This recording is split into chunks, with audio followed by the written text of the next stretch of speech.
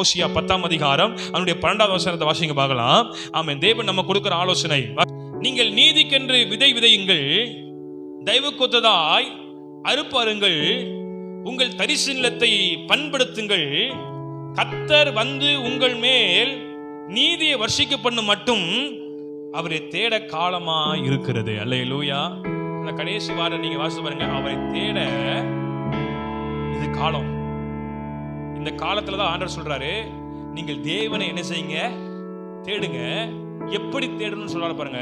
Number 1 சொல்றாரு பாருங்க, நீங்கள் நீதிக்கென்று என்ன செய்யுங்க, விதை விதைங்கள். நம்பர் 1 தேவன் தருகிற ஆலோசனை என்ன? ஆமென். நீங்கள் நீதியை செய்ய வேண்டும். அல்லேலூயா. இயேசு இரத்தத்தால் கழுவப்பட்ட நாம் எல்லாரும் யாரு? நீதிமான்கள்.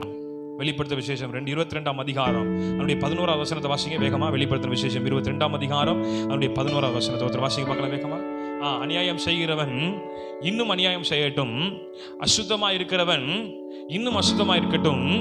அந்த வார்த்தை கவனிங்க. நீதி உள்ளவன், நீங்க ஆண்டவர் உங்களை பார்த்து என்ன பார்த்து எதிர்பார்க்கிற காரியம் என்ன? நீதி உள்ளவன் இன்னும் என்ன செய்யட்டும், நீதி செய்யட்டும். பரிசுத்தம் உள்ளவன் இன்னும். நம்ம கரங்களை தட்டி வாய்களை திறந்து, ஆண்டவரே நீர் என்னை நீதிமானாய் மாற்றி இருக்கிறீர். நல்ல கரங்கள் தட்டி வாயை திறந்து, ஆண்டவரே நீர் என்னை நீதிமானாய் மாற்றி இருக்கிறீர். உம்முடைய நீதியை இந்த உலகத்துல ஆண்டவரே நடப்பிக்க எனக்கு கிருபை தருவீராக என்று சொல்லி, நீதியை செய்ய எனக்கு கிருபை தாங்க ஆண்டவரே, கிருபை தாங்க ஆண்டவரே, கிருபை தாங்க ஆண்டவரே. ஆண்டவருடைய வார்த்தை சொல்லுகிறது, பரிசுத்தம் உள்ளவன் இன்னும் என்ன செய்யட்டும், நீதி உள்ளவன் இன்னும் என்ன செய்யட்டும், நீதி செய்ய.